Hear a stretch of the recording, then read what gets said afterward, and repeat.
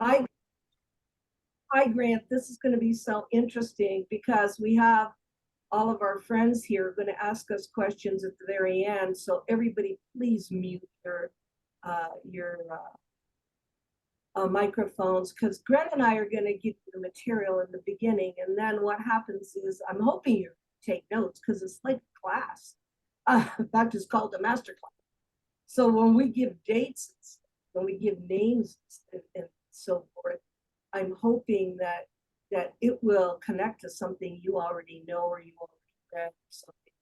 So this particular masterclass it comes from a conversation I had with Grant about the early days and how Robert Short and the contactees at Giant Rock in the 50s were contacting the beings on crystal radio. And I date back then, so I knew that you could buy crystal radio kits at the local store and that you could put it together yourself.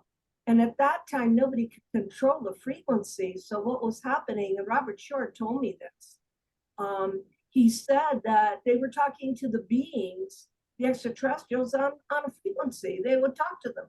And when the FBI found out about it, what happened was they shut them down. So the beings then said to Robert Short and George Van Tassel, can we use your vocal cords? You're not going to channel us. We just need your voice.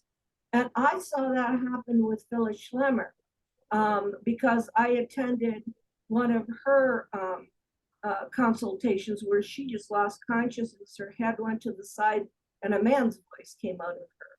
So this was happening in the 1950s. So Grant then mentioned Dr. Smith contacting his contact in the 1950s. So everybody, please mute your microphones again. And what I did was I have so much material on this that I put it in the chat. Did you notice that I have Robert Short's last speaking, and I can't even say because it wasn't his voice. We did this in 2014. We brought him back to Giant Rock.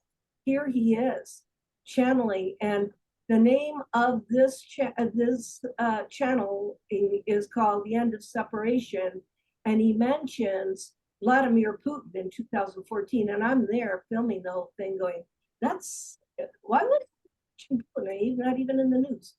So it goes to show you that the being that was speaking, and his name is Corton, who was speaking through Robert, who was telling us the future.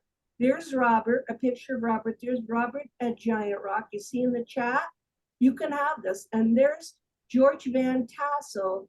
In fact, his name is Daniel Boone, believe it or not, his son-in-law, telling me how he was married to Van Tassel's a daughter. In fact, they're both of them. There's two of them there. And they're telling me how around Landers, they're still seeing the ships they saw in the 1950s. Here I am interviewing Robert Short and Shirley in their house in Cornville, Arizona. And here he is when he was a very young man. So this is all stuff that you can have. I don't know how to give it to you. So if you want it in an email, then email me Paola Harris at hotmail.com. This is what Robert Short looked like as a very young guy.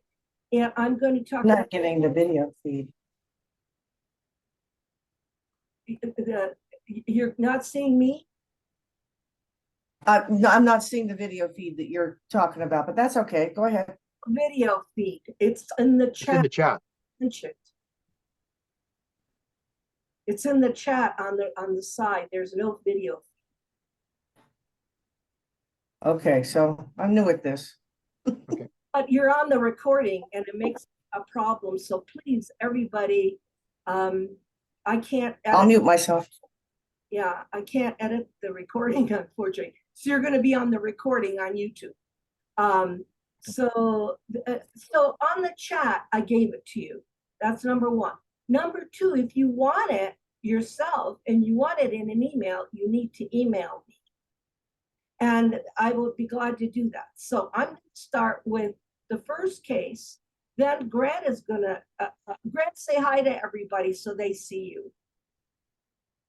Can you see me? Yeah, hi, and thanks for having me on. And I think it's going to be very interesting that we discuss these beings from the 1950s that a lot of people have sort of discounted. And you've worked on them, and I have worked on it for many years and kept it very secret. The Canadian experience was not made public till very recently, so I think people will learn something tonight by watching and realizing that these people were actually experiencing something and they had valuable messages to pass on to the world. Yeah, and they were people. We're not talking about abductions or grays or anything like that, because that happened in 1963 with Betty and Barney Hill. The early contacts were right after the atomic bomb, and they were people. They were space people that then ended up going to Latin America. And that's where they are in my book. By the way, that just came out in audio called All of the Above. I have 8 Latin American contactees word for word telling me how they're meeting space people now. So it's really interesting. So the first case I'm going to talk about is Robert Short, and then Grant's going to talk about Wilbur Smith, and then at the end I'll talk about the friendship case in Italy. And the friendship case is a very well-known case of an experiment that was done with Italians called Amicizia in Italy. And if you buy the actual DVD of the friendship case, you'll realize that human type beings met in Pescara with 10 Italians as an experiment to see if they could live together. It was an experiment to see if they could manage to be, amicizia means friendship. So let me go for the first part. The first part is that I began to be interested in the giant rock contactees when I realized that part of ufology was not popular and was being hidden in conferences. And of course, I don't think the manipulators of this really want you taking home a space brother and or taking him to Starbucks for coffee. So they're going to play up the abduction or little gray aliens scenario more. But in the 1950s with George Van Tassel, who was in Landers, California, and rented the runway. He worked for McDonnell Douglas, so he rented the runway, very short runway near Giant Rock, and the rock didn't break yet, so it was a big rock, and you could house yourself there. So basically, he and his wife and his daughters camped out or had a little shack under the rock. And if you go online, you'll find him telling about the spaceman that came in and came out and said to him, "Do you want to come and see the craft?" It was hovering over the runway. And so it began like that. The pictures of George Van Tassel's brother, son-in-laws is historic because these guys are all gone. They're totally gone. So the only one I could find was Robert Short, who wrote the book Out of the Stars, and he was in Cornville. So I went to Cornville. I interviewed Robert and his wife, and they had physical contact with human type ETs. Robert in particular had been driving down to Palm Springs area, which is, where contact in the desert used to be there. Palm Springs, Joshua Tree area. He was driving down there. A craft landed. He said it had 3 legs. He said he didn't see where the man came out from, but the man walked over to him, and it's on my YouTube when Robert talks about this, that the man came over to him and said, "We have been watching you. We will be in touch." And you see Robert just lose it, go crazy, because he said, "I was so scared. I was so scared." And then he said he got out of the car, and when the craft took off, he saw the footprints, so he knew he wasn't hallucinating. He saw the footprints. That same being contacted him later, like they contacted Orfeo Angelucci, Howard Menger, George Adamski, Truman Bethune, and all the other contactees that had human type contact. They would meet at Giant Rock. There was 36,000 people there. Can you see today any kind of conference with 36,000 people outdoors? And very famous people came to those conferences. And Grant, I gave you the book of the history of that. It's a PDF that I'm willing to give other people with all the protagonists and what they represented, including Howard Mencher from New Jersey. And the thing is that what Short told me were the details. I needed somebody alive. I needed somebody to tell me what was going on. And he told me at that time that they were in contact. He was in contact with his contact, which was named Corton. He said, that was on Crystal Radio. So we used to go to that until the FBI shut it down. And then Robert became the voice. And he, like Van Tassel, would sit on chairs and the voice would come out and it would give them information. We're lucky because I've just given you the document in the chat that you can download of what he said in 2014, and he has since passed on. What he said, what Corton said was that we needed to end separation or we would be destroyed. It's called the end of separation. He mentioned Black Putin, but he said that the world was in trouble. And so we had that on film. And as we're filming it, we also take pictures of UFOs over Giant Rock.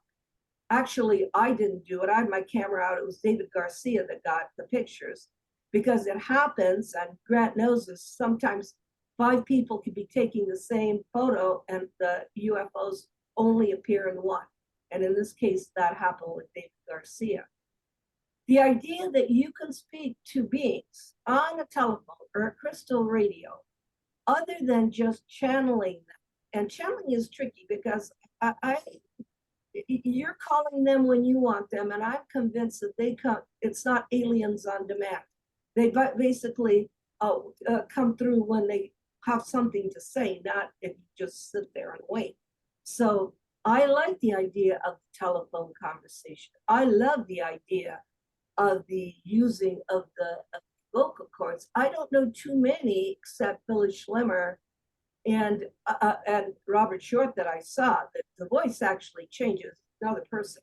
It's not even the person that's there. And Robert wears nightshades, and his head just went to the side. And it's amazing to watch this.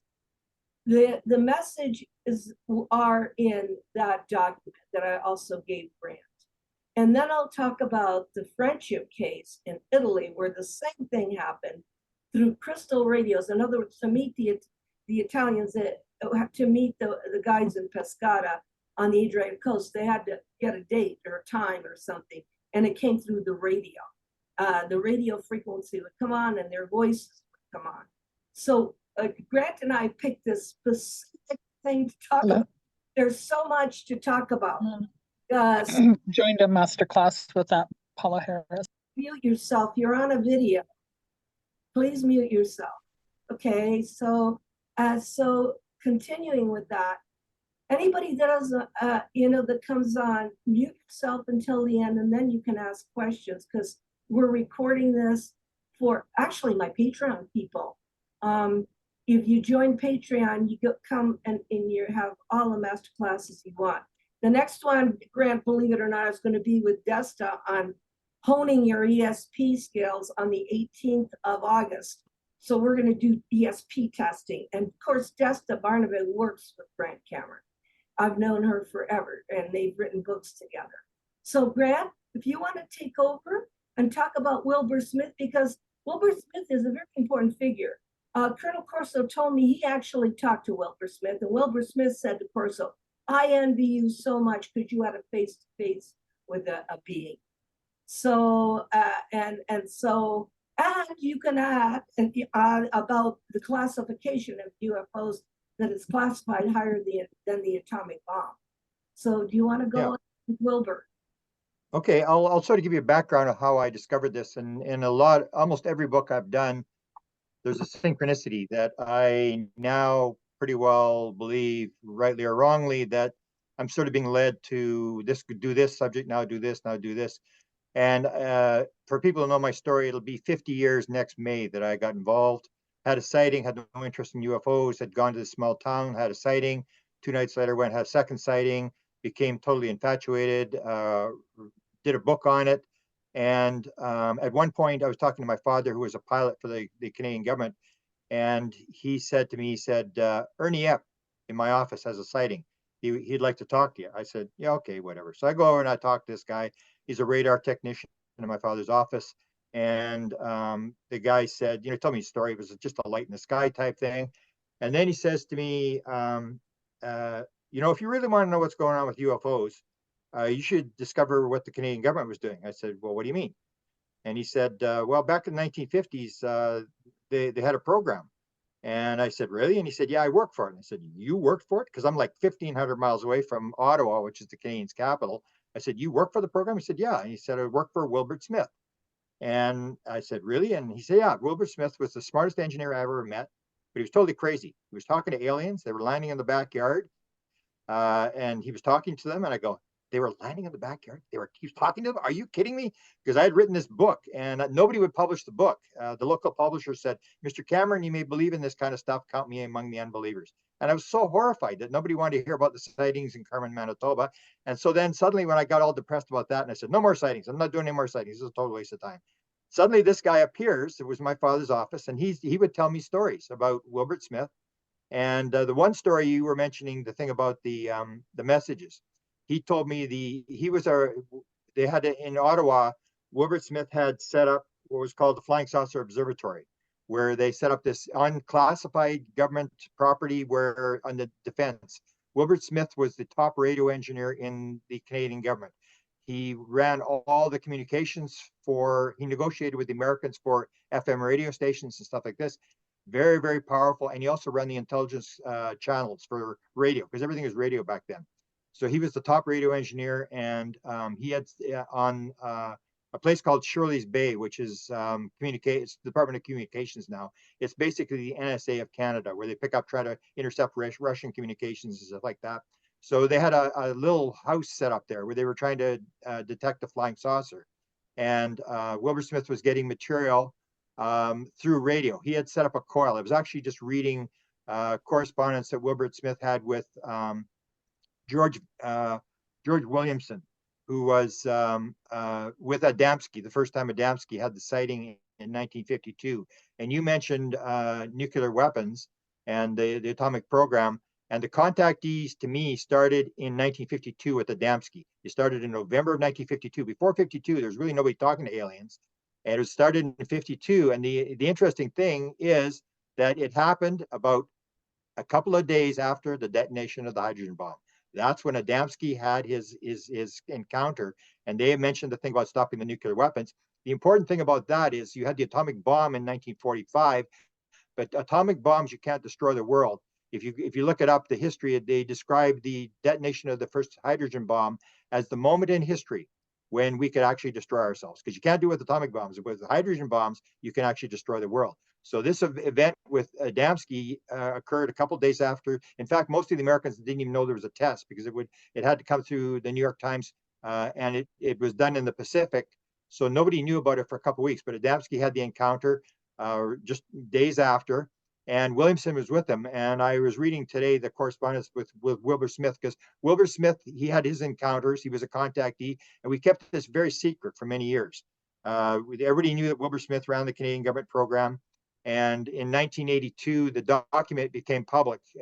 His private files became public, and the Canadian government released a document, which I think is the most important document that's ever been written in the UFO world, because it's a top secret document in the Canadian government. It was written for the Department of Transport, and the government does not deny that document exists. It's in the archives. And what it says is, Wilbur Smith says in this document, he says, he was very interested in UFOs, and he said, I went to Washington to see if I could find out anything. And he said, I asked around, and everybody started talking about it. And he said, where there's smoke, there's got to be fire. So he started doing inquiries through the Canadian Embassy in Washington, D.C. And he said, I was told, and this is in the top secret memo, I was told by American officials, so not people on the street, not contactees, not secretaries, officials, by American officials, that, number one, flying saucers exist. It's the most highly classified subject in the United States. It's of tremendous significance to the Americans. There's a small group headed by Dr. Vannevar Bush who are trying to figure out how it works. And I was also told by American officials that other things might be associated with the flying saucers, such as mental phenomena. The Americans aren't doing very well because they said if we're working on the program, they're willing to exchange credentials and talk to us. So already in December of 1950, when this document was written, the Canadians knew, based upon what they were told by the Americans, that mental phenomena was part of the UFO phenomena. That would not be known in the UFO community for 40 years. Everybody thought it was nuts and bolts. It was just simply aliens coming here. And then you started getting the contactees who were doing the channeling, we're getting the messages. And now we know for a fact that consciousness is a major part of this whole UFO phenomena. So Wilbur was having these contacts. I heard this through Ernie Epps. So then I figured like, okay, because when I saw the UFO, the second night I saw the UFO, and I've repeated this numerous times, and people I don't think really still realize the significance of when you see a UFO. I say, what's going on? What was the UFO doing? And most people will go, I don't know, it was just there. Do you think it saw you? I think so. Do you think it knew you saw it? Yeah, I think so. And people, there's this contact, and it's like then the thing flies off. So what's it doing? So the second night I saw it, the first night, I was like, I was raised very religious. I was supposed to be a minister. So I saw, as soon as I saw it the first night, I went, there are miracles. It's like, oh my God, I couldn't believe we would ever see anything because we knew this thing was being seen out there, and we went out there to see because there was this film taken, which in Paola's event next year, I'm going to describe this film that was taken in 1950, the same year that the film in Switzerland by what's his name is Billy Meyer. Billy Meyer. Billy Meyer. Yeah, so Billy Meyer, the same thing. He has what's called a jump film. Well, we had a jump film that was taken within days of that jump film in 1975. And when I saw his jump film, I knew for 50 years, I knew that film was real. And I've now made a major discovery, which I have to work on it. We get the film and actually show it, to actually show that the jump film that he had, I knew it was a jump film. I knew there was what I call a flash frame in it. And I've now got confirmation. I watched this film 40 times, and suddenly it occurred to me. I went, wow, it just jumped out of the film. And so we're going to talk about that. But anyway, so going back to Wilbur Smith, in the 1950s, he was working on this sort of thing. And when I saw the UFO the second night, as it was flying away, I was looking at it and I go, that's amazing. That could be an extraterrestrial. Yeah, I'm so lucky. I can't believe I actually saw this. And as it was flying away, and then I'm thinking to myself, what's it doing? It's not doing anything. It's just flying along. It's like, so we actually made a joke. We said, oh, it was down in the United States. It was down in the United States, and it's come up in Canada. It's going to pick up some beer because our beer had a lot higher alcohol content in the United States. We said, oh, it's picking up beer because it was in this small town that had nothing important about it. It was a small farming town, 2,000 people, no industry, no nothing. And it's like, what's it doing in Carmen? Like, it didn't make any sense. Like, what's it doing here? And so that was my thing, was I said, when I was watching it fly away, and then the publisher wouldn't publish the book, then I said to myself, okay, I don't know what's going on here. Somebody's got to know what this is about. And that's when I started on this search. So when Ernie Epp told me that the Canadians were working on this, and he told this story, he told this one story. He said, Wilbur was working, he had this big communication station at Shirley's Bay, because again, this is the head of communications for the military in Canada. And he said, I went there on a Sunday afternoon. He said, the parking lot at Shirley's Bay was full. And he said, what's all these cars doing here? And he went in, and Wilbur was there, and the guy was running the radio, and Wilbur says, make the communication. And the guy said, no, not making the communication. This is an illegal communication. I'm not making the communication. Wilbur says, make the communication. Come on, make the communication. No, I'm not. And just the argument was going back and forth. And I guess they never made the communication, but he was using this big station to make communication with these beings that he was in contact with. So when Ernie F told me this, then I went to, I immediately, Wilbur Smith died in 62. I started in 75, and this would be about 1977 by the time I got to Ottawa, but his wife was still alive. And luckily she was just retiring from the Canadian government. So her name was Merle Smith. And I went and I said to her, I said, I'd like to talk to you about your husband. And I was a young guy at the time. I said, I'd like to fly to Ottawa. I want to talk to you about it. And she was so amazed that this young kid would fly across the country to come and see her and talk about Wilbur Smith. So she said, yeah, come on. And so I went there, and I went to her apartment, and she had just retired. Luckily, she was very upset with the Canadian government about your problem down there. You have all sorts of problems, political problems. We have political problems. And at that time, it was the French and the English. In order to work in the Canadian government, you had to speak English, and all the French, you had to speak French, and all the English people were very upset. Like, what do these French people think they're doing, and they're taking over the country? And so she was very upset. She was leaving the government, and she was ready to talk. She was going to tell me everything. So I remember I picked her up at her apartment block, and then we were going to her son's place. And one of the parts of the story is that Wilbur had said to her before he died, he said, when I die, they're going to come and try to get my files. Whoever comes, you're not to give them the files. You tell them they're not there. And so she said, sure enough, when Wilbur died, she said the Canadians came, the Americans came, and the Russians came, and they all wanted to have Wilbur Smith's files for research purposes. And she told them all that she burned them, that she destroyed them. Actually, she had moved them to her son's house. His name was James.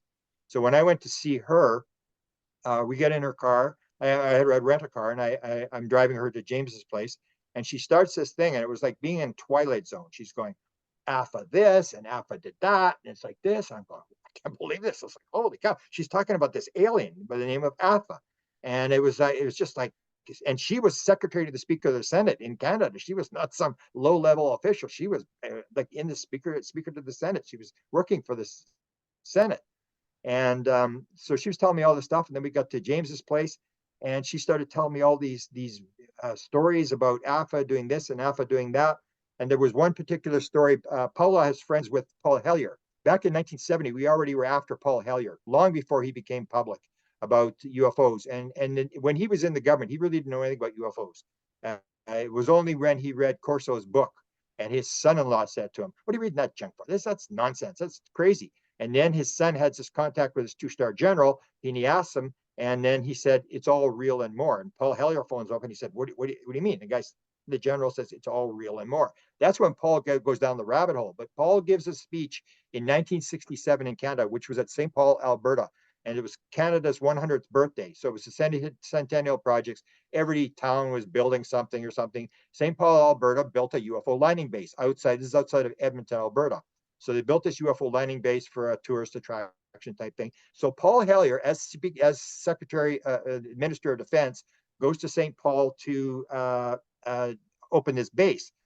And that's when he says in this July 1967 speech, he says, this isn't the first time we had a UFO landing base in Canada. We had one in 1954.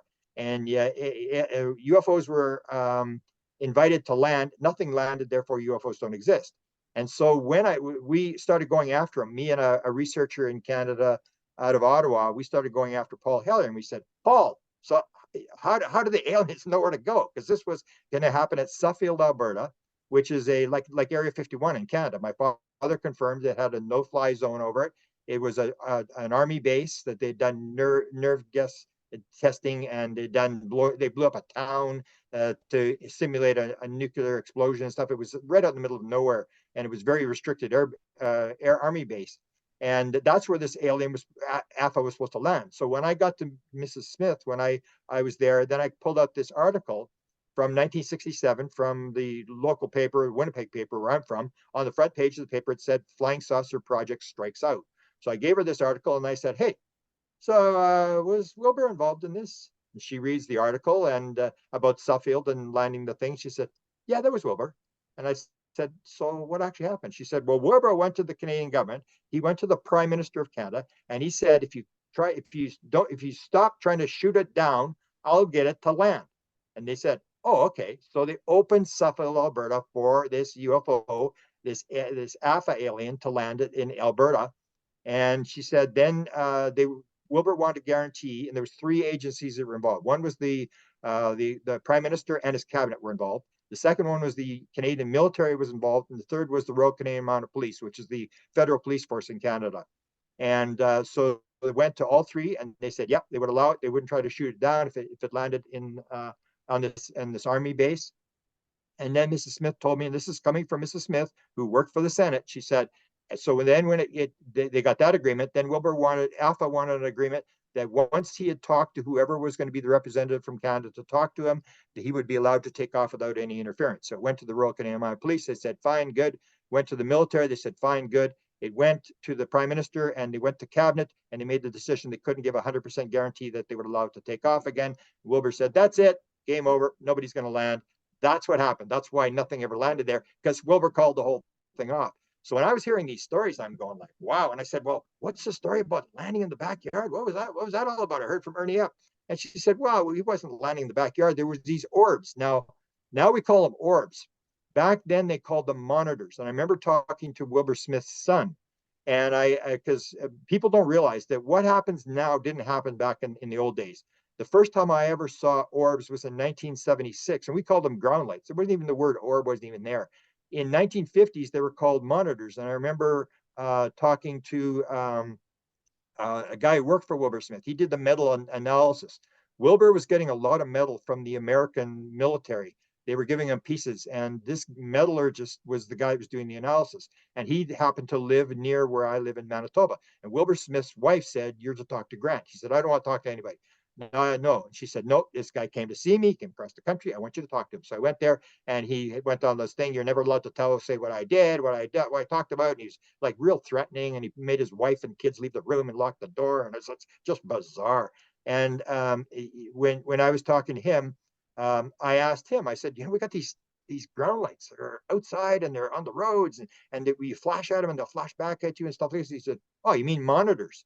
And then I go, yeah, okay, monitors. And what he's talking about, he said, "Monitors." "Oh yeah," I said, "we had those back in the 1950s. They were all over the place. They used to spy on our UFO meeting. They used to sit on the windowsill." And there's actually a one article where Wilbur Smith talks about this, where they go out and this monitor is in the ditch, and the light goes out on the monitor. And so she said these were orbs in the backyard. These things would come, and she told me this story, and it's just so bizarre. It was like being in the Twilight Zone. She says we were there, and these orbs would be in the backyard, and they actually burned out a whole row of my beans in my garden. And I said, "Oh, really?" And she said, "Yeah, they actually destroyed this tree. They injured this tree. This tree from the neighbor was hanging over into their yard, and this orb was up in the tree, and it killed part of the tree." And she says the neighbor came to her, and she's to Wilbur and says, "Wilbur, I don't know where your little friends are from, but could you please tell them to stay out of my tree?" And I'm going, "Oh," I'm talking to this woman. It's like it's just unbelievable. It's like talking about the family pet. So I started to track this whole thing with the Canadians, and I realized that the Canadians had very serious contacts with this alien by the name of Appa. And not only did the Canadians have contact, I've got the documents, and anybody that wants to send me an email, I'll give you the actual Canadian government documents. Wilbur Smith's files were recovered. We actually have them. I can give you a link to them, as long as everybody doesn't go on at the same time, because then it crashes the site. It's on my OneDrive. I can give you a link. I can also give you a link to this woman. That is the key to this whole thing. So there's a woman in Elliott, Maine, and her name was Frances Swan.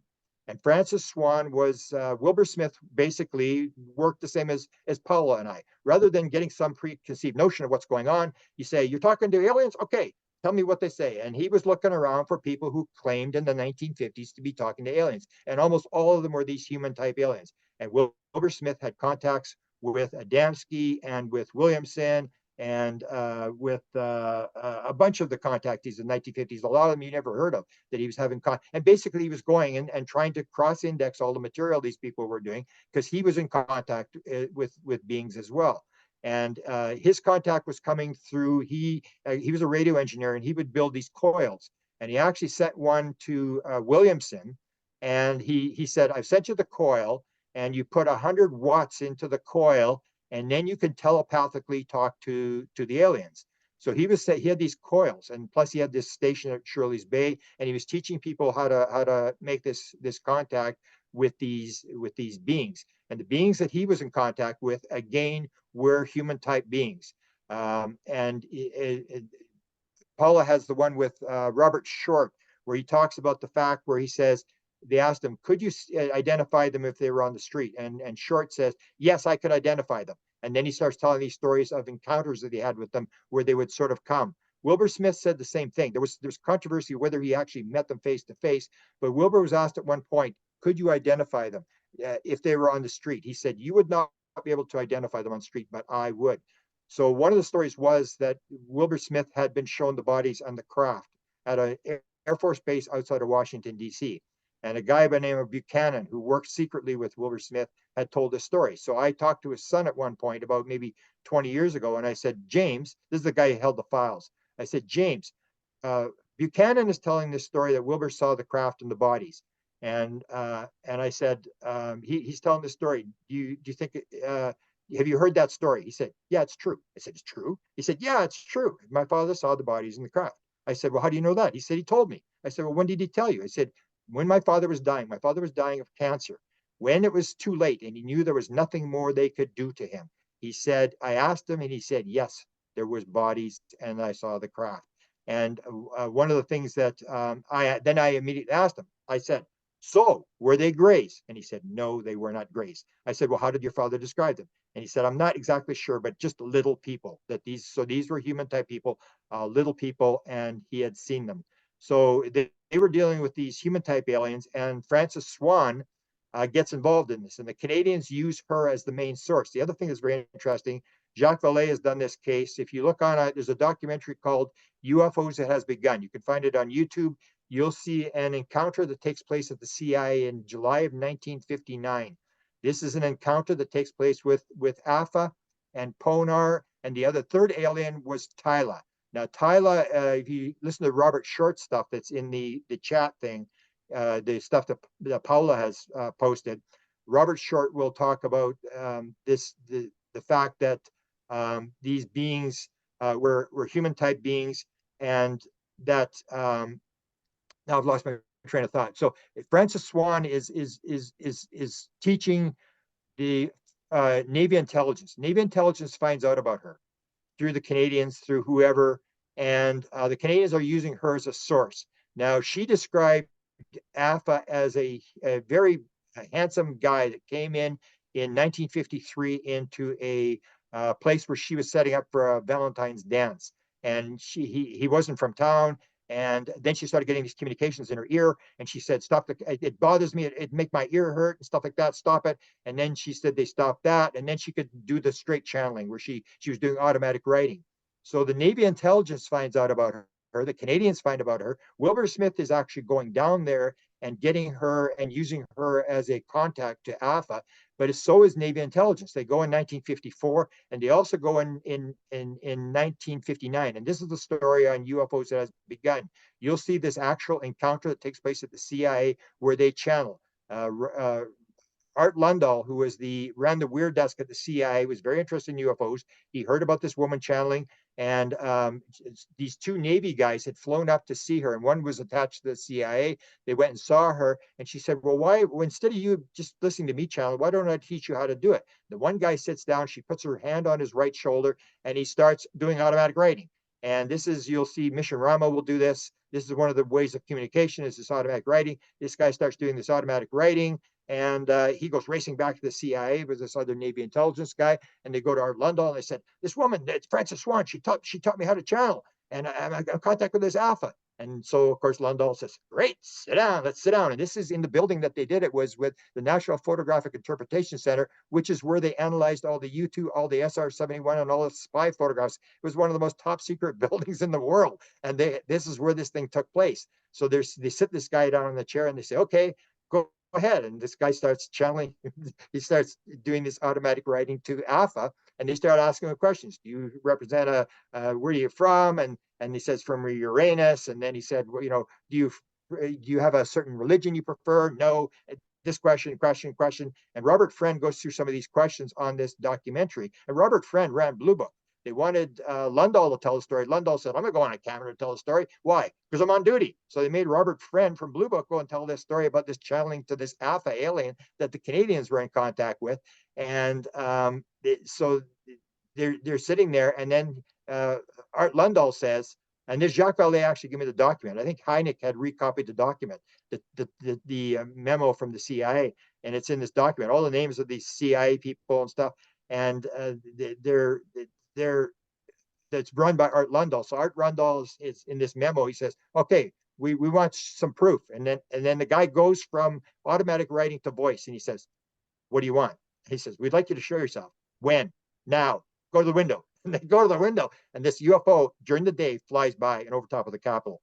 So this is like Crazy Street. And they started making these contacts. Robert Friend goes back to Blue Book, and he says, this woman is in contact with somebody, and we got to check this out. And the general, he goes to this general at Wright-Patterson Air Force Base, and the guy said, another agency is handling it. Get your hands off it. And that's where it sort of ends. And the weird thing was that I always say that there's these different groups of aliens that sort of show up.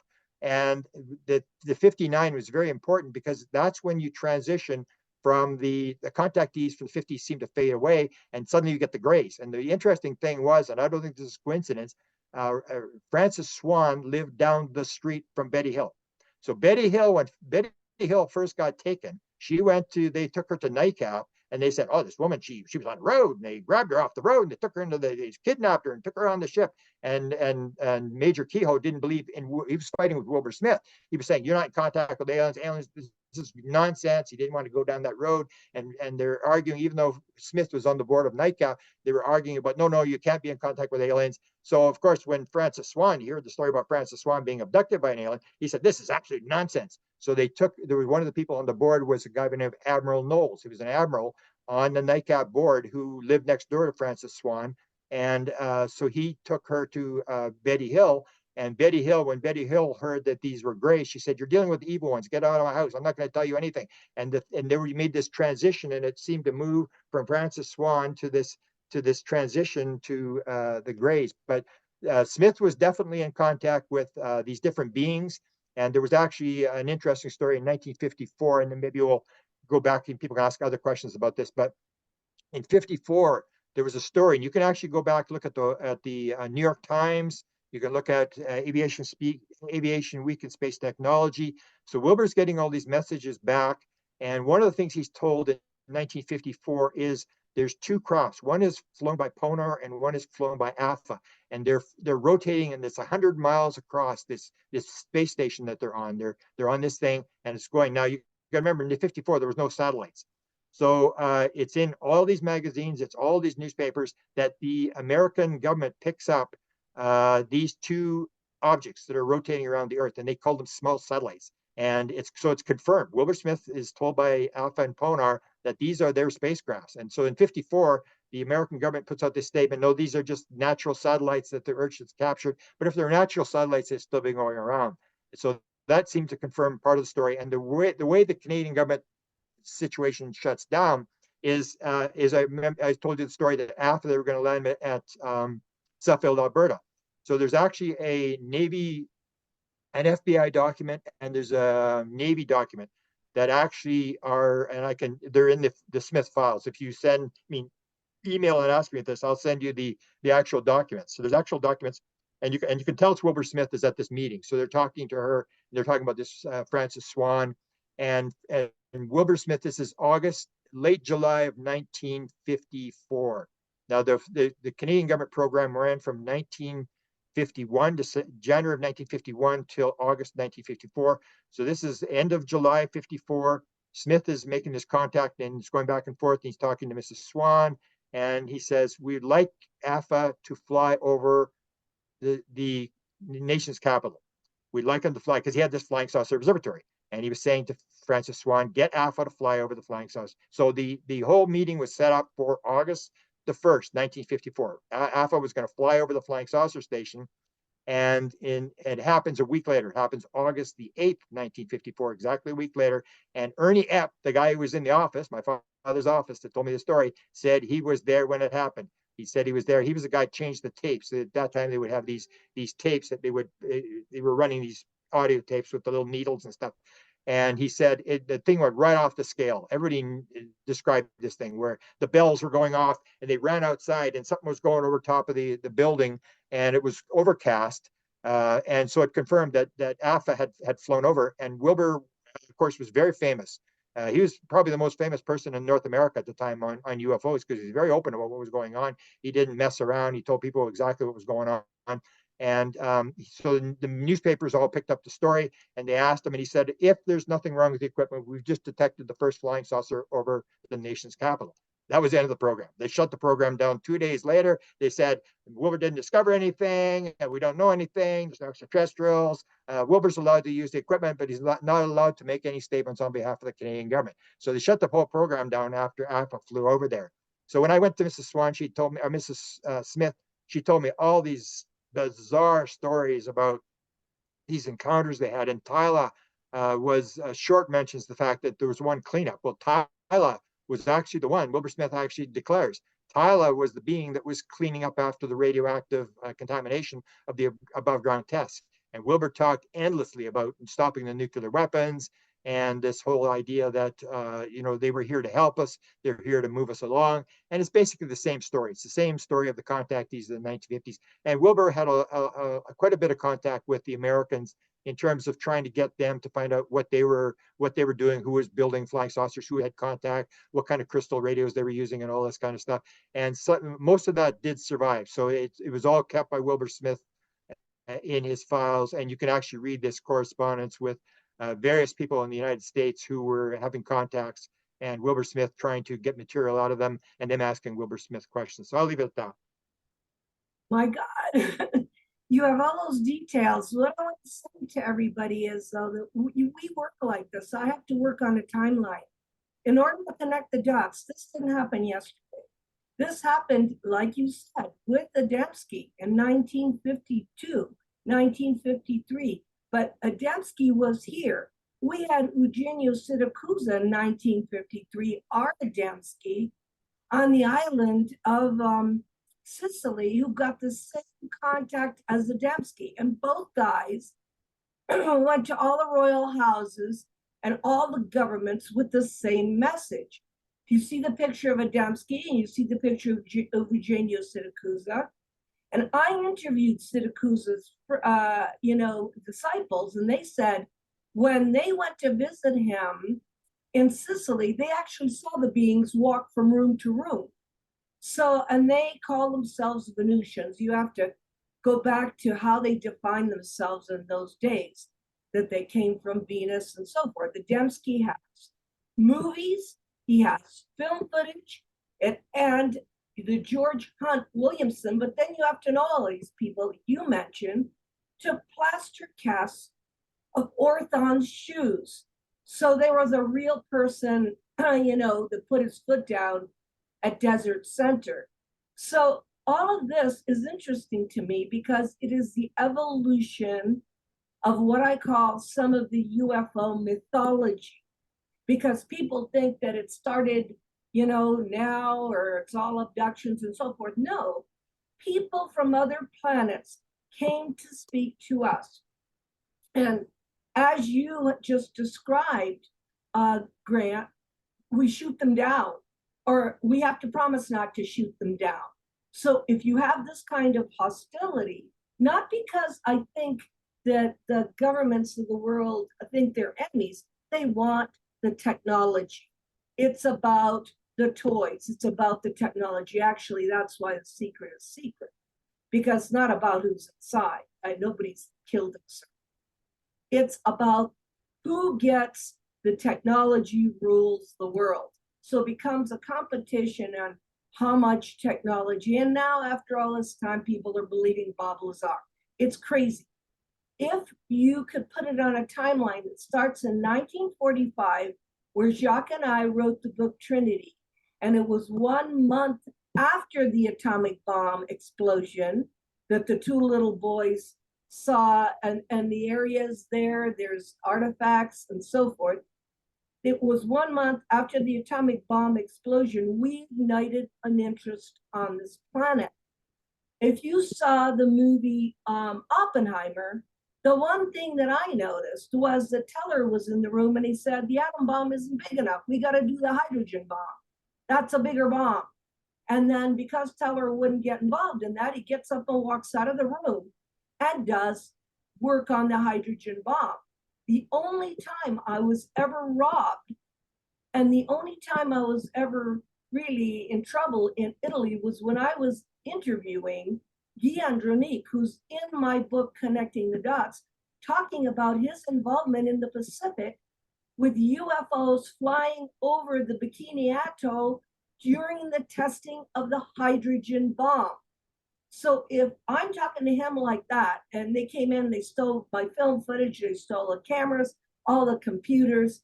This is in my apartment in Italy in 2005. And I knew when I'm watching the movie Oppenheimer that the atom bomb was a threat, but the hydrogen bomb, Guy Andronique told me that France had done 800 atomic bomb tests in the Bikini Atoll. I mean, they couldn't do 4 or 5. So you wonder about climate change, you wonder about why an ET race is interested in this planet. And you put it all together according to a timeline and you try to connect the dots. Now we had Eugenio Siracusa, he was our Adamski. He went around telling everybody to the religious, the Vatican and everything, stop this because, we need to come together as a family, we're going to destroy ourselves. But since the theme is communication with ETs, I interviewed the people in the friendship case. Again, the friendship case is detailed in this DVD, and the people that study ufology know the Amicizia case. And they called the beings, since they had no name for them, W56s, because that happened in 1956. So I have to ask myself, what was I doing in 1956 that I didn't know this was going on in Italy? The actual book, 50 Years of Amicizia, is really interesting because it gives you the bases along the Adriatic coast. This is a photo. The scale shows that this is a photo of Kenyo, one of the ETs. He looks like us, but the scale is that he's 10 feet tall. So a lot of work has been done on it. And I interviewed, before he died, one of the 10 Italians, Gaspare di Lama, that was part of that case. I didn't realize they could bring their wives with them. So if people would go on my YouTube channel and look at what Gaspare di Lama said they did with the W56s, and if you go to my YouTube channel and see the 3 Robert Short interviews from Giant Rock, and these are the real people that have real communication, physical, because the friendship case was a 10-year case. The deal was this: if you people don't fight among yourselves, we can stay with you. We have a technology called Ureda, which means harmony. As long as you all are in harmony, and there were the ETs, which were different heights. I showed you the one that was 10 foot tall, but there was a 3 foot tall man too. And they communicated through crystal radio because they were housed in a castle called Rocca Pia. The guy that was helping that was bringing in truckloads of food that was vegetables and fruits. They were vegetarian. And I talked to Gaspare about this. I said, you mean they were eating and living here? And he goes, yes, they were in the castle. He said, because Bruno Sammachicha was the man that financed this. And he said that they would go and they would get the fruits and vegetables, put them in a big truck, take the driver to the cafe for coffee. When the driver come out, the truck was empty because they teleported all of this. The friendship case is so very important, but the problem is that I'm there so I can interview everybody. I heard about it. And I also helped the author get an American English version, which is my job, because ufology is not all English and it's not all in America.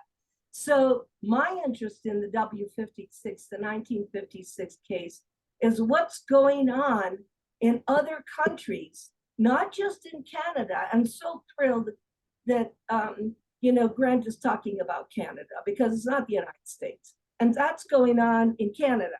And then we have the Giant Rock guys in the United States. And of course, for the people that know Howard Menger, he was from New Jersey. When I went to do the Val Thor Howard Menger case, I talked to George Filer of Filer's Files. He lives in New Jersey. The East Coast was just as active as the West Coast. Orfeo Angelucci, who worked for Lockheed Martin, had met Jupiter along the Los Angeles River. And by the way, that's on my YouTube too, because I don't know where to put this stuff. I don't know how to connect it. So that's on my YouTube. The story of Orfeo Angelucci meeting Jupiter in the 1950s. He's a part of the Giant Rock group. Orfeo came from New Jersey too. So what happened was, if you look at this as a 360-degree contactee, 1950s, messages. And what they felt safe enough to come here and do that. The question that Grant said that, and by the way, Grant will be with us in Crestone. So go to www.StarworksUSA, because we'll talk about this in Crestone, May 23rd through 26th next year. So that's already up there. But if they're coming here, and then all at once they don't come here anymore, one of the reasons why is that we're really good at shooting them down, or we're not getting the messages from where they want the messages to go. And this is what I learned from the 6, I think it's 8 contactees in Latin America, in Colombia, in Mexico, in Peru. I went to Peru, and in Chile, and in Argentina, that the beings want to have a heart connection, not a brain connection. Because what kind of brain connection are you going to have with an evolved person? They can only connect with the heart. And the reason why, Grant, this is my theory, this is a Paula theory, they went from the United States as now wanting to get the technology into shooting them down to the Latin Americans is because they can get the messages clearer there through the heart connection. And for them, the people that I interviewed, you know, the people in the fields, the people in the towns, they think it's normal.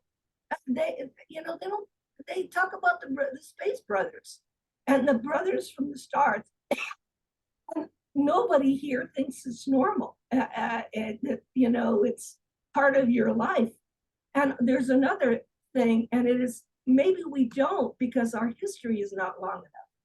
We have 200 and some years in the United States of history. If you go to cultures that have this embedded in their cultural heritage, it is a lot easier for the beings to contact them, and it's a lot easier to have a clear vision of exactly what's going on. And this conversation really needs to be extended because there's so much more. Go to my YouTube channel for the actual people. Gaspare Dilama is since passed away. Robert Short has since passed away. And other people that I interviewed for the Friendship Case has passed away. So we're trying to keep this history together. And I want to go back to you, Grant. And if you want to say a couple of more words, then we'll open it up for questions. But I can't get an email from a chat, so please email me for anything that you want of these cases at PAOLA'S@hotmail.com. So Grant, I don't know if I said anything that brought something to mind, but it is an international phenomena, these contacts with these human type people. Yeah.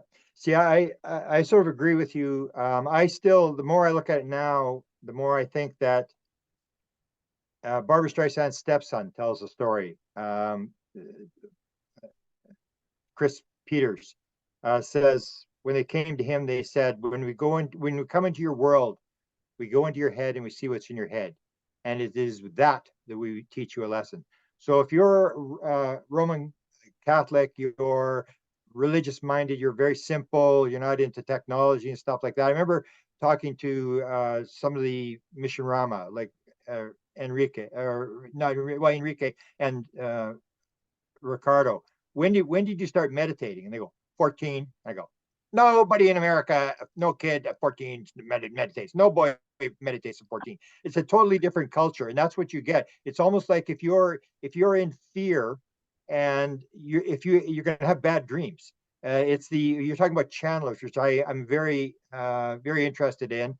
And the channeler thing basically says, if you take a look at Seth, who was probably the top channeler in the 20th century, it said, you manifest everything around you, there is no other rule. Edgar Cayce said, the spirit is the life, the mind is the builder, the physical is the result. So we are sort of, I think we are developing what we see, and it's all lessons. Even like you talked about the Adamski with the footprint. The thing that I noticed with the footprint is it had symbols in it.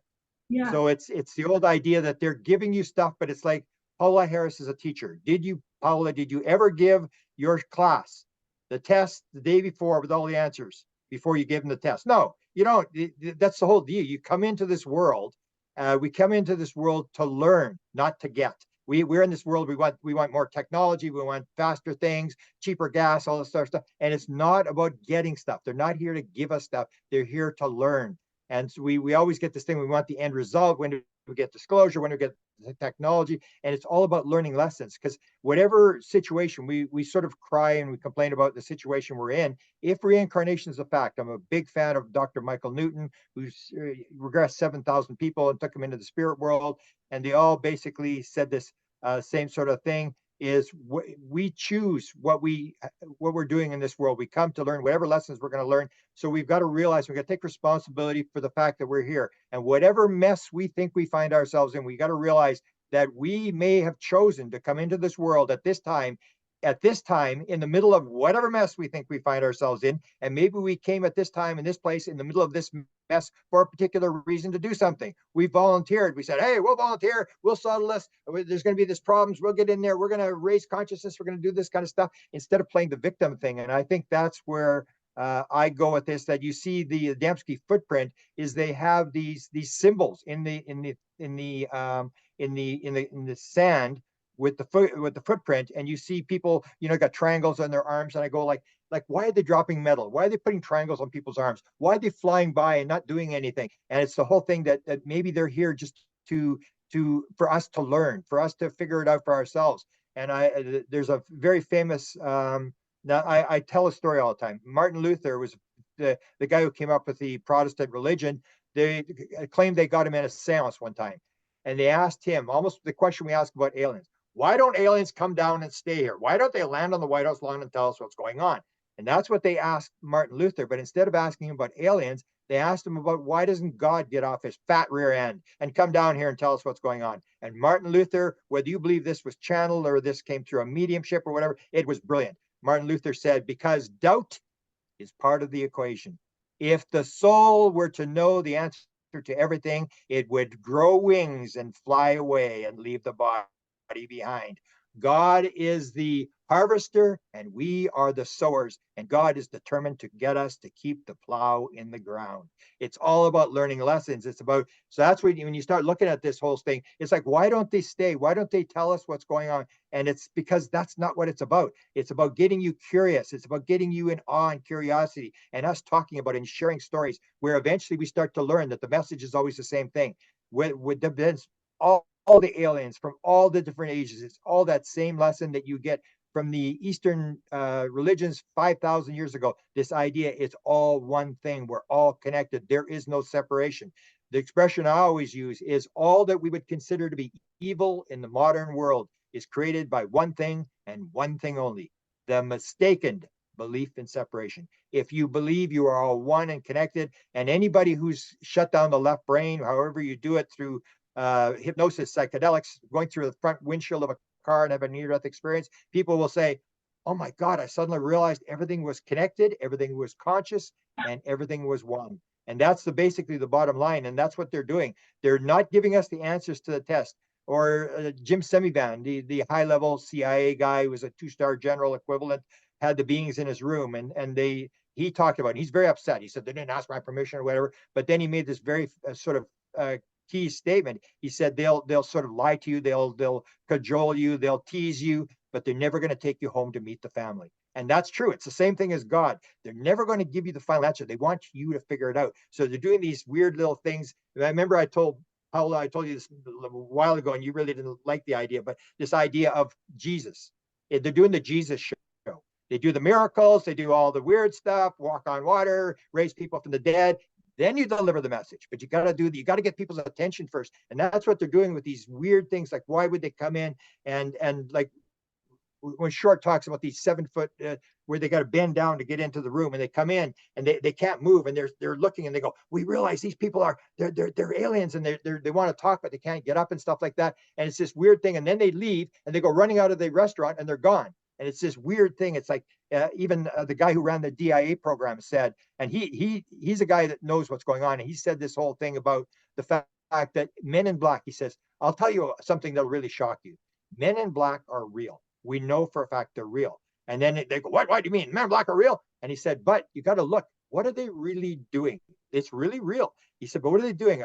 They're using reverse psychology. They're not trying to scare you away from the phenomena. They're trying to drag you into it. So if somebody comes to your house and you suddenly realize after they're gone, like Tim Good or any of these people who have had these encounters with beings, when they suddenly realize, oh, it was an alien, I forgot to take a picture. Oh my goodness. And that's the whole thing. They're dragging you in because you'll, for the rest of your life, you're going to wonder about, tell that story about the 7-foot alien that came into the restaurant, and it's this thing, and you're telling these stories, and it's this weird thing, but they're not giving you the full answer. They're just drawing you in. They're drawing you into this story and doing these various things because they want us to figure it out, and that whether it's God or whether it's these beings or whatever. And I think the basic message is the oneness message. Even the free survey showed that 54% of all people who claimed they had contact with non-human intelligence said that they were talked to about oneness or love. That's the key. Love is the universe is made out of, and this idea of oneness. And so they're coming down and they're saying, until you get it together, you're having this idea where we need weapons and all this kind of stuff, and we want to kill the other. And this is this idea of separation, and that's the problem we have. And in the end, I sort of say, pain is what it's about. We want to have a perfect world where it's all good. And it may be the exact opposite, that even if we destroy ourselves, we're going to learn a lesson, but we are going to learn the lesson. And that's what it's about. It's about the fact that we cry about the pain, and it's actually the pain and those kind of things and the awe and the curiosity that move us down the road. When everything's going great, we just have the ego that says, oh, I'm so smart, I got this all figured out. It's only when you get challenged by some thing that they call the damn facts, all these things that don't make any sense. And that's where I start looking at the whole phenomena. And to me, it's always like a game of chess. I go like, why are they doing this? Why are they doing that? Like, why are these beings doing this? Where did the beings from 1896 go? Where did the beings from the 1950s go? Why do these beings keep changing depending what culture you see? And that I sort of figured out now. It's the idea that we want to believe that the moon is behind us when we're not looking. And now you have this idea of the idea that nothing is real until you actually observe it. This idea that consciousness is what it's all about, that God did not create the heaven and the earth. God created the sparks of the divine, and we are the ones that are creating the heavens and the earth, because it's all made out of consciousness. And our thoughts, we think it's not real, but these beings are able to manipulate thoughts because they know how it works. They know it's consciousness, and they can change and they can disappear any time they want. They can appear as whatever they want, and they are coming in and they are just sort of dragging us along, but they're never going to give us the test questions the day before. They want us to figure it out. And I think you and we may have had an agreement before we came in, Paola, that we were going to come in, you're going to do this, I'm going to do that, we're going to do interviews, we're going to do conferences, we're going to do all this kind of stuff. And according to Michael Newton, there's only one thing that gets asked you when you leave the world. You go in front of this council between 3 and 12 people, and they ask you one question only, and it is, how did it work out? And then if you say, well, Hillary Clinton and my mother-in-law, the dog ate the homework, and they go, time out, this is about you. You agreed to do this. You agreed to come into the world. What did you do? Oh, I forgot to interview this person. I was going to interview this. I was going to do that. And I got scared and all this kind of stuff. And everybody says, Michael Newton says 7,000 people all said the same thing. When they were asked that question, they said, I could have done better. I could have done more than I did. So I think we're on a mission. This is all something that we should be glad that we got to play in this. Because as I've said 1,000 times, if you realize what's going on, you realize this is the Super Bowl of all stories. And you and I, not only did we in the stadium and with a $11,000 ticket, we're on the field. We got to play the game. We actually know 99.9% of people in the world don't even know the game's going on. They don't even realize what's going on. We got to play in the game, and we should thank God every day that we actually got to play in this role, because we could have been in a junkyard in Calcutta looking for something valuable enough to sell for food for tomorrow. We didn't get that. We got to play in this huge, wonderful game where we realize what's going on. And because, as the Bible says, too much is given, much is expected. Oh, you're so brilliant. I just love you. Grandkid for me has it all together, and that's why we're so close. I've had to really struggle to get to the consciousness part because I worked for Alan Hynek, so it was all nuts and bolts. It was all sightings. It was all where they're at in the government right now. So it took me a lot. It took me actually screaming and yelling into the actual contact part. And I came to the same conclusion when I spoke in Japan. When I spoke in Japan, it looks like you have Mount Fuji behind you. I said, look, my journey data, I collected the data, but that isn't where it's at. It's my journey to consciousness. But I want to end with two stories, and then everybody can ask questions. Two stories. When I was with Colonel Corso in Italy, I was with Desmond Leslie, and Desmond Leslie was the person that wrote the books on Adamski.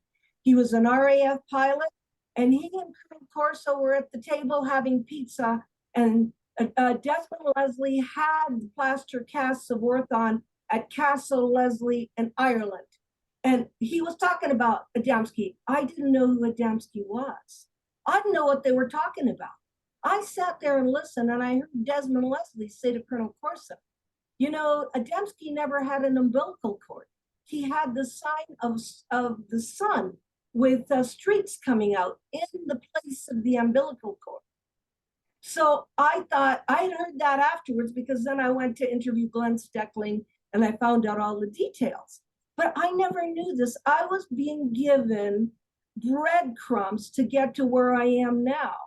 And then I contacted, because I'm international, Michelle Zurger, who wrote the books on Adamski and bought all of George Hunt Williamson. Remember, he's the guy that did the plaster cast, all of his archives. So I'm communicating with Michel Zurger, who's French. He married a girl from Tokyo. So I'm communicating from Japan because I want to know everything on Adamski. And this is on my YouTube. Please go to the interview with Michel Zurger, because Michel is telling me that he wrote the books on Adamski.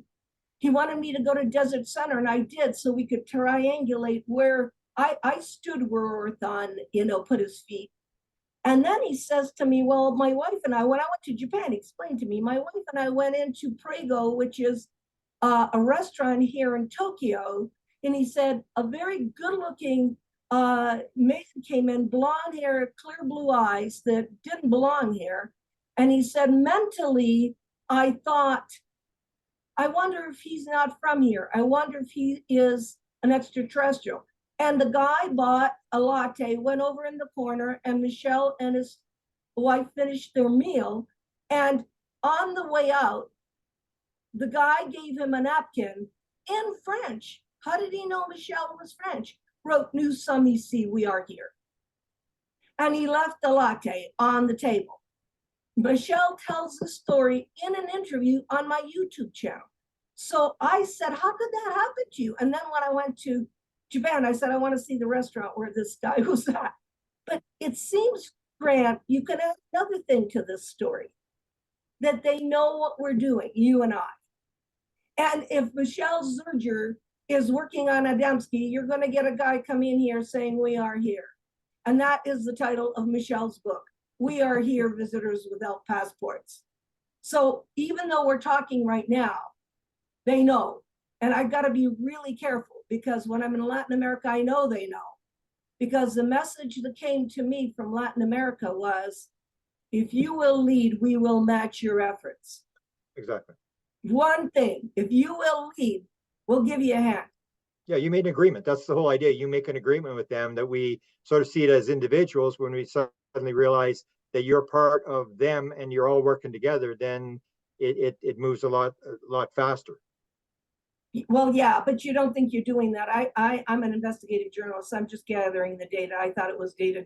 It took me a long time to get there. Yeah. Well, but my consciousness thing, you got to remember, my consciousness thing, I make the joke. That happened February 26, 2012, watching Colin Andrews, our friend, give a lecture on the crop circles, which I could have cared less on. I didn't have no interest in crop circles. And when that thing came into my head, it came with absolute certainty about consciousness. I make the joke. In 2012, when that happened, I couldn't have spelled consciousness, and I couldn't have cared less. I had no interest. It happened instantaneously. And for 2 days, I was walking around and didn't even know what consciousness was. I just knew it had something to do with consciousness. And as it went through the years, it developed more and more complex as to what consciousness actually is. When it first started, it was just consciousness. But it was just so dramatic but I couldn't have cared less. And same as my UFO sighting. I had no interest in UFOs whatsoever. And there's a question about the jump film. But I mean, it was a jump film that got me involved. And I believe that they actually allowed themselves to get caught on the ground and filmed in order to get me to go out, because I wasn't going to go out. I had no interest in UFOs. So these things be seeing in this town, and it was because this film that got me dragged out. And now we've got Billy Meyer with the jump films, and it sort of confirms that there's these coincidences that happen that may not be coincidence. It may be all planned, that we've had this all planned along, and we have this job to do, and we got to figure out, are we doing the job we came in here to do? And we're raising consciousness, and that's what we agreed to come in here and do. Well, yeah, actually, for me, it's following the breadcrumbs, and then I find the answer. By the way, one of the questions was about the jump film. Could you, and then let's open it up. Just raise your hand. I can notice, and I'll call on you one at a time. But there was a question in the chat about the jump film. So could you describe it? It's okay. A disappearing thing, right? So there's if you've seen the Billy Meyer documentary, there's two that Billy Meyer gave it the jump. We called it the flash. I called it a flash frame, but he calls it a jump. So there's two jumps. One is where it jumps across the sky. It's on one side, and then suddenly it's on the other side of the sky. And we interviewed Britt Elders last week. You were on it with me, and she said that the film, it says it's actually disappears and appears on the same frame. And I said, well, if you got that frame, that is one of the most important films ever, because if you take a look, there's a lot of people have talked about jump films. One is Brandon Fugel, who now owns Skinwalker Ranch. He tells about the first encounter he had with a UFO over top of the ranch. It was daylight. There was 12 people with him, and this thing was sitting there, and it suddenly shifted. It jumped from one side of the sky to the other, and he said, "You see that?" It just instantly went from one place to another without flying there. And so these are what we call the jump films. And there's one that I had seen. This is going back to the days when it first came out, this documentary in the 70s, and I saw it, and I said, "That's a flash frame." And what it is Billy Meyer films this UFO hovering over this cliff, and then the UFO disappears, and then it reappears. And of course, people say, well, he stopped the camera and he started the camera. And there was something weird about it. I knew it was because it had this sort of a jerk to it. And I said, it's because it was during the day. But the reason I got involved with this thing in 1975 was because this small town was having these UFO sightings. And I said to my friend, I said, instead of driving around the city, let's go out and see what they're looking at. But I had no interest in UFOs. And he said, okay, we'll go. That was February. So the Billy Meyer thing started January the 29th or 28th. The Carmen thing starts a couple days later in February of 1975. So we don't go till May. And what happens in May is the object is being, there's two TV crews are trying to capture this thing on the ground. They're being led around, and this thing is there all the time. And the one TV crew goes out, and they almost get it. So then they go back to the producer, and the producer says, that's enough of this nonsense. Nobody's going out. You want to go do stupid UFOs, you can go on your own time. I'm not paying no more overtime. And he was really upset. So they take a volunteer crew, and they go out with a cameraman who's not a cameraman. He's a film editor.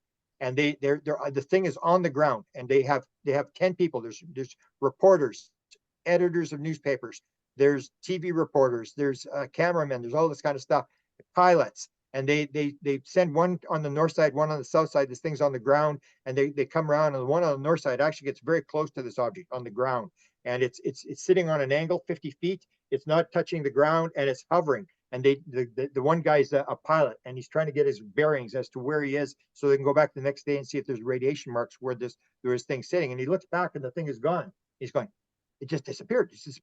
Meanwhile, the guy on the other end, he's 8 1/3 a mile away. We know where the camera is. This guy's never shot a TV camera before in his life. He's a film editor, and he's looking in the viewfinder, and this thing is glowing up, and it's glowing back down. It's glowing up, it's glowing back down. He said, "I almost got something last night, so I better catch something. I'll get it on the ground here, just so we got something on film." And it was almost a UFO. Said, "You ready? Get ready." And he pushed the trigger. The thing jumps in the air. So if you remember the story of the Nimitz, now the Nimitz is the big story, but it's an anecdotal story. We got it. Billy Meyer got it on film. We got it on film.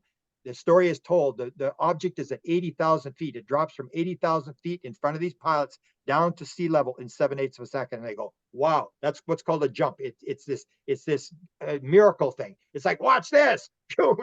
Just this thing. And everybody goes, whoa, can you believe it? It's like Brandon Fugel. If you hear him tell his story, he just goes, I couldn't believe it. It just jumped. It just moved it from one place to another. So this guy films and this thing jumps into the air. It jumps, and Jalen Hynek got 2 copies of the film. I tried to track this film down. The guy said, "Oh, the film disappears every time I make a copy." I got a copy. It, of course, it disappeared. I don't know where it happened to it, but it jumped from ground level to 5,000 feet in the air in 3 frames. So the first frame, it's on the ground. The object is sitting on the ground. In the second frame, the object is gone, and there's what's called a flash frame. You can see the entire horizon for 1 frame, 1/24th of a second. The entire horizon, there's these 2 huge humps of light on the horizon. You can see the whole horizon. And then the third one, the object is on the top.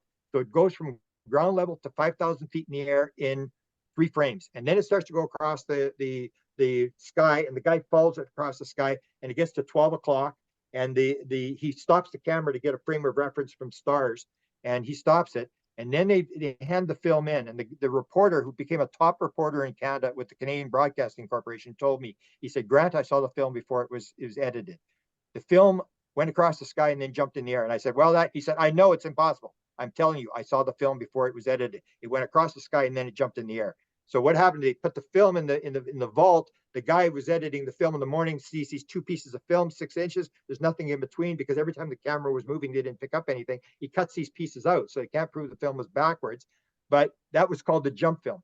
So they play this, and they play the thing, and it's moving on a wave. You can see it's on a wave, and it's on a wave, and it's rotating. And it's just the most amazing thing you've ever seen. And Jacques Vallée actually narrates it in this documentary called UFOs That Has Begun. Jacques Vallée narrates this documentary, but it's not very good because you have to slow the frames down.